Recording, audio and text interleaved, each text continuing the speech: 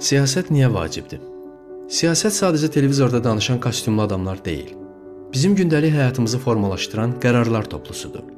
Aldığımız çörəyin qiymətindən tutmuş, uşaqlarımızın təhsilinə qədər hər şey siyasi sistemin necə qurulmasından asılıdır. Səhər tıxacıda basa-basta işə gedib, axşam əzilmiş pomidor kimi evə gəlmək də siyasətin nəticəsidir. Dünyada hələ də bir-birindən fərqlənən müxtəlif idarəetmə üsulları mövcuddur.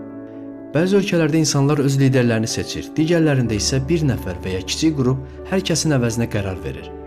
Bu sistemləri tanımaq bizə dünyada nələrin baş verdiyini və niyə bəzi ölkələrin daha xoşbəxt yaşadığını anlamağa kömək edir.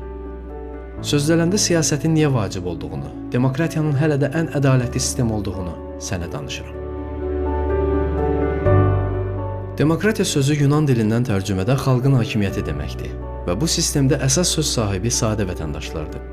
Demokratiya dünyanın ən geniş yayılmış və arzuolunan idarəetmə forması olaraq qalır.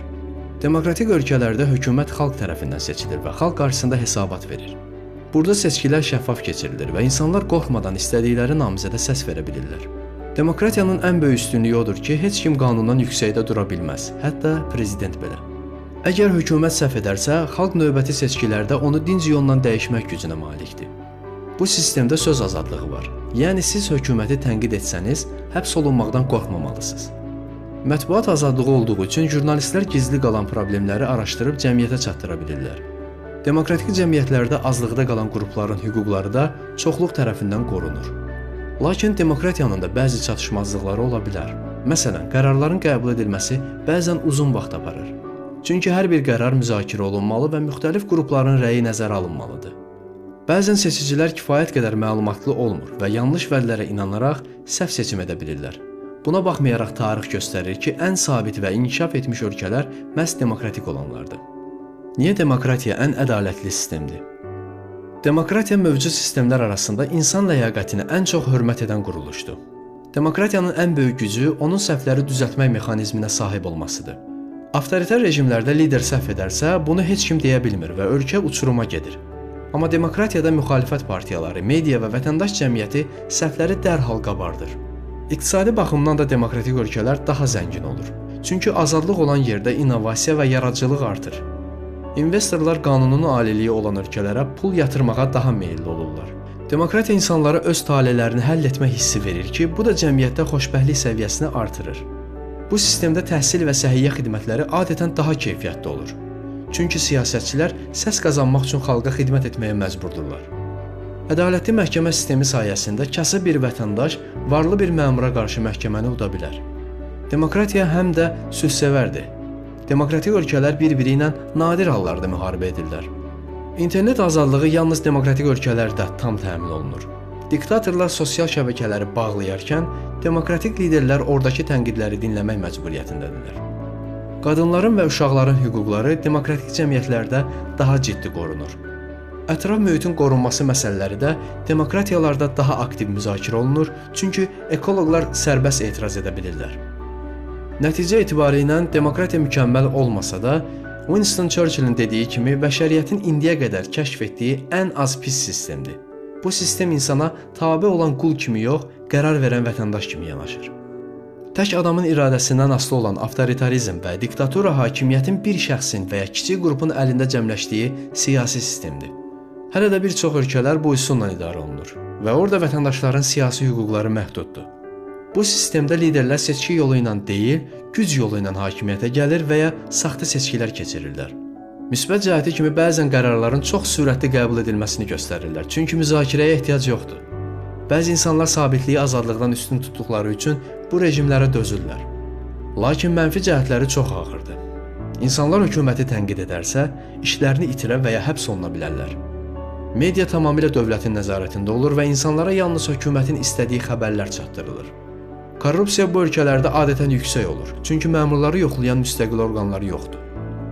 Liderin şəxsi istəyi qanundan üstün tutulur və bu, sahibkarların əmlakını təhlükə altına atır.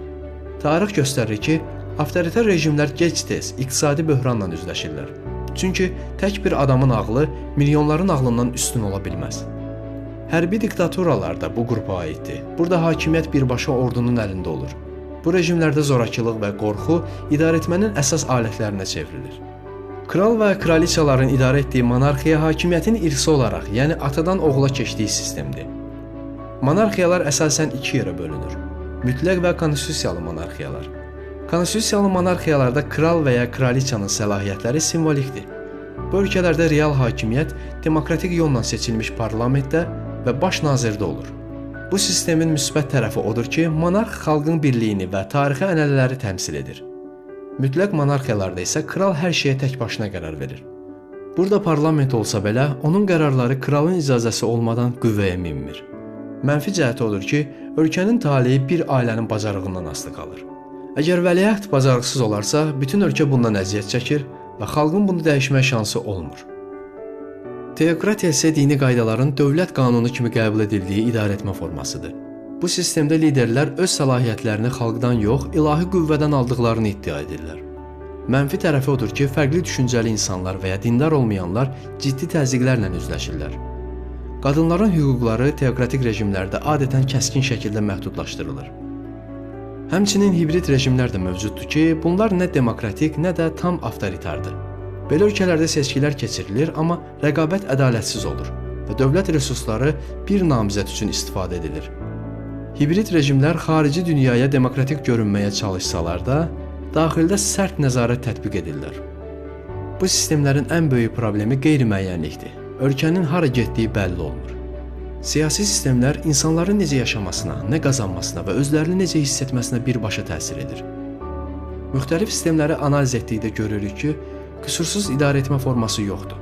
Lakin demokratiya insanlara ən çox dəyər verən sistemdir.